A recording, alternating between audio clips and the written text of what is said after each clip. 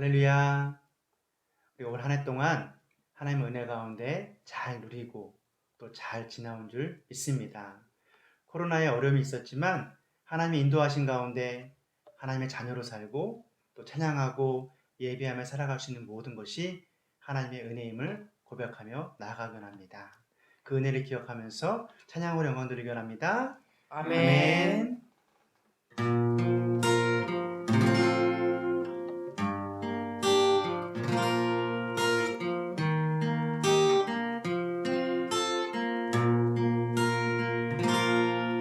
내가 누려왔던 모든 것들이 내가 지나왔던 모든 시간이 내가 걸어왔던 모든 순간이 당연한 것 아니다 은혜였어. 아침해가 뜨고 저녁에 노을 봄의 꽃향기와 가을의 열매 변하는 계절의 모든 순간이 당연한 건 아니다 은혜였어. 모든 것이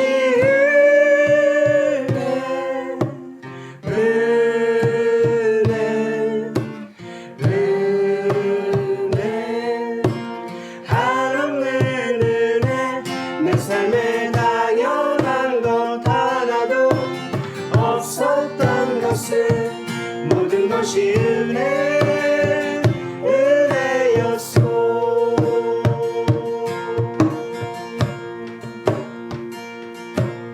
내가 이 땅에 태어나 사는 것 어린 아이 시절과 지금까지 숨을 쉬며 살며 꿈을 꾸는 삶 당연한 것 아니라 은혜였소. 내가 하나님의 자녀로 살며 오늘 찬양하고 예배하는 삶 복음을 전할 수 있는 축복이 당연한 것 아니라 은혜였소. 모든 것이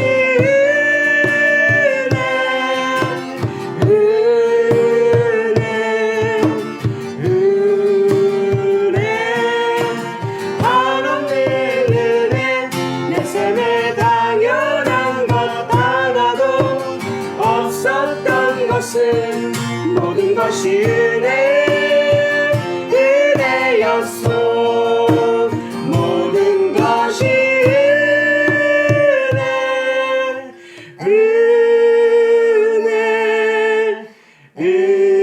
은혜 한없는 은혜 내 삶에 당연한 것 하나도 없었던 것은 모든 것이 은혜였소.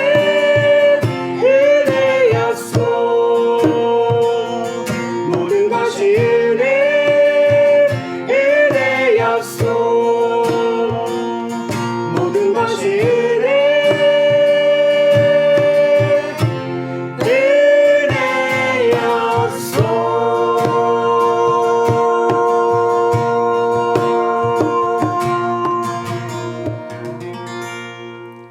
아멘.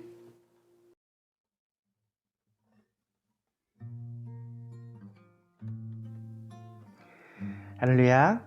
두 번째 영상 기도 편지로 인사드립니다.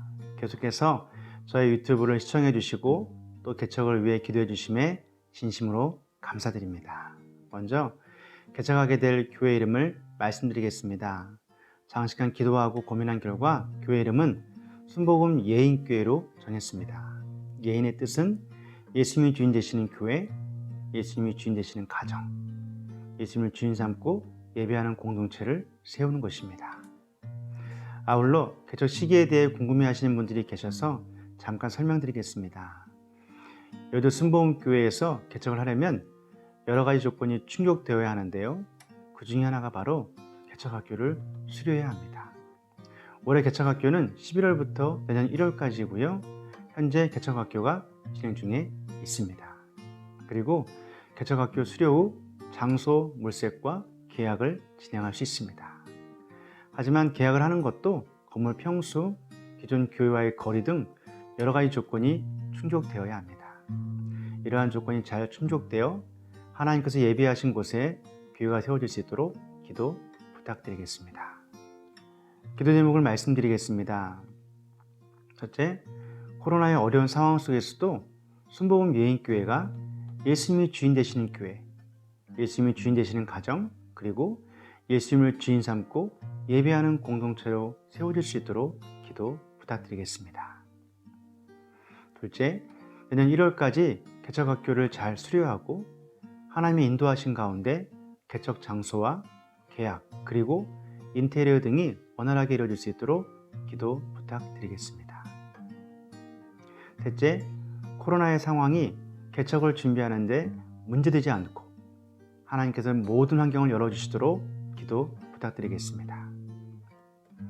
넷째, 순복음 예인교회 온라인 유튜브 사역이 하나님의 인도하신 가운데 잘 진행될 수 있도록 기도 부탁드리겠습니다.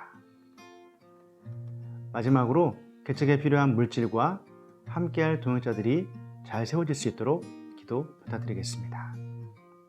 할렐루야, 2021년도 이제 얼마 남지 않았는데요. 남은 시간도 주님의 은혜 가운데 감사가 넘치는 삶이 되시기를 바랍니다.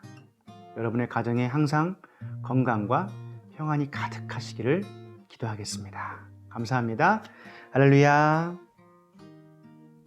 은혜 받으실 말씀은 누가복음 24장 1절에서 9절 말씀입니다. 안식 후 첫날 새벽에 이 여자들이 그 준비한 향품을 가지고 무덤에 가서 돌이 무덤에서 굴려 옮겨진 것을 보고 들어가니 주 예수의 시체가 보이지 아니하더라. 이로 인하여 근심할 때에 문득 찬란한 옷을 입은 두 사람이 곁에 섰는지라. 여자들이 두려워 얼굴을 땅에 대니 두 사람이 이르되 어찌하여 살아있는 자를 죽은 자 가운데서 찾느냐. 여기 계시지 않고 살아나셨느니라.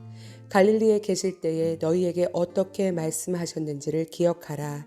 이르시기를 인자가 죄인의 손에 넘겨져 십자가에 못 박히고 제3일에 다시 살아나야 하리라 하셨느니라 한데 그들이 예수의 말씀을 기억하고 무덤에서 돌아가 이 모든 것을 11사도와 다른 모든 이에게 알리니. 아멘.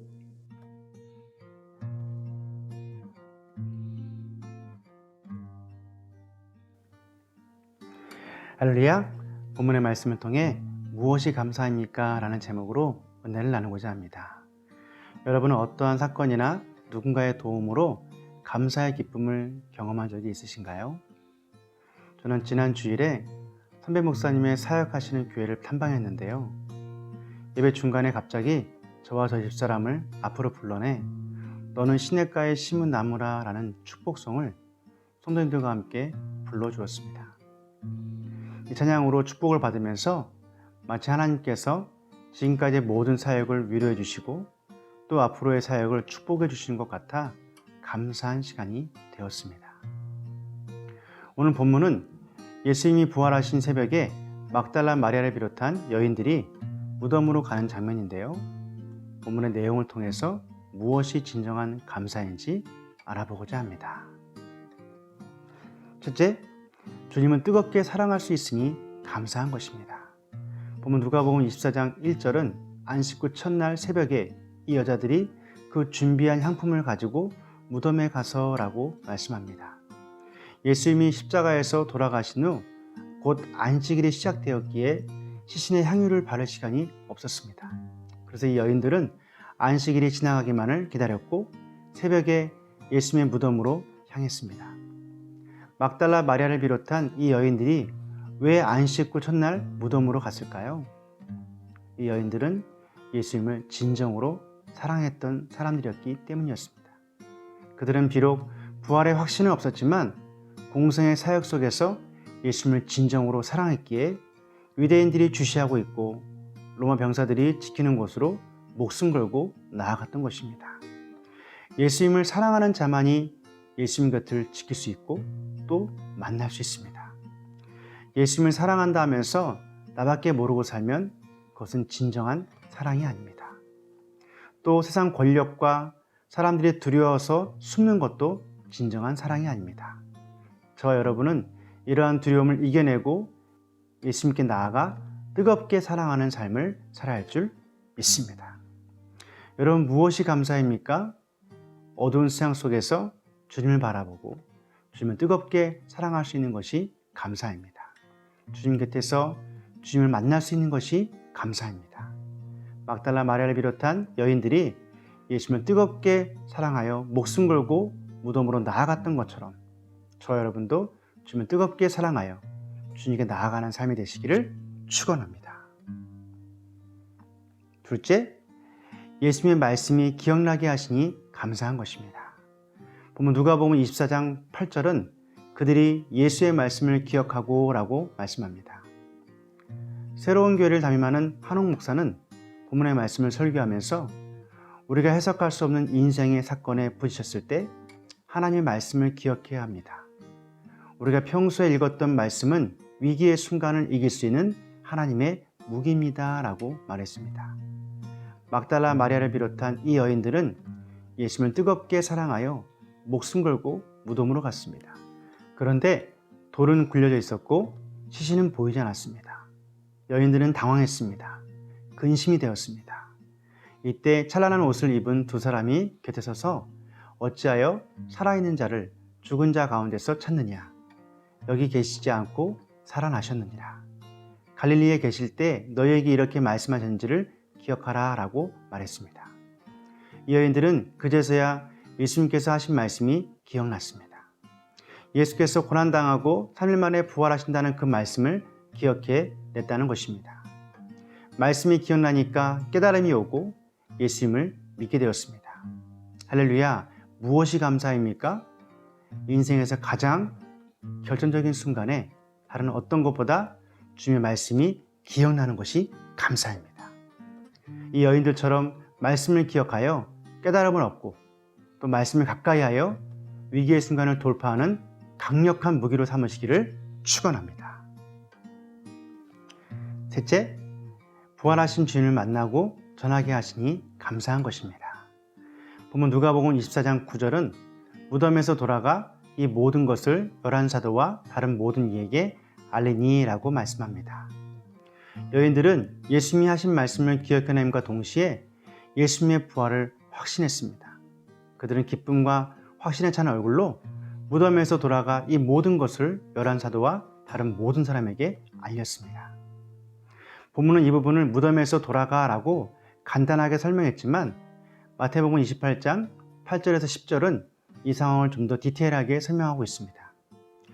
그 여자들이 무서움과 큰 기쁨으로 빨리 무덤을 떠나 제자들에게 알리려고 다름질할세 예수께서 그들을 만나 이르시되 평안하냐 하시거늘 여자들이 나아가 그 발을 붙잡고 경배하니 이에 예수께서 이르시되 무서워하지 말라 가서 내 형제들에게 갈릴리로 가라 하라 거기서 나를 보리라 하시니라. 할렐루야, 무엇이 감사입니까?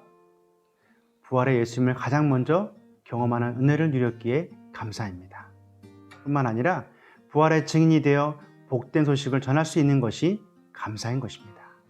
이 여인들처럼 부활의 주님을 만나고 전하는 복된 주의 증인이 되시기를 축원합니다.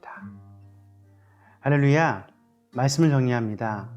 오늘 본문의 말씀을 통해서 여러분은 어떠한 깨달음을 얻으셨나요? 부활하신 예수님과의 만남을 통해 감사의 은혜를 누리는 하루하루의 삶이 되시기를 축복합니다. 먼저 이 여인들이 목숨 걸고 예수님을 사랑했던 것처럼 예수님을 뜨겁게 사랑하시기를 바랍니다. 또한 인생의 가장 결정적인 순간에 주님의 말씀을 기억해내고 깨달음을 얻게 되시기를 바랍니다. 마지막으로 부활의 주님을 날마다 경험하고 복된 소식을 전하는 주님의 증인이 되시기를 주님의 이름으로 축원합니다. 기도하겠습니다. 사랑의 주님, 부활하신 예수님과의 만남을 통해 감사의 은혜를 누리게 하시니 감사합니다. 본문에 나오는 이 여인들처럼 예수님을 뜨겁게 사랑하는 삶이 되게 하여 주옵소서. 또한 인생의 가장 결정적인 순간에 주의 말씀을 기억하여 깨달음을 얻게 하옵소서. 무엇보다 부활의 주님을 날마다 경험하고 전하는 증인의 삶이 되게 하여 주시옵소서. 예수님의 이름으로 기도합니다. 아멘.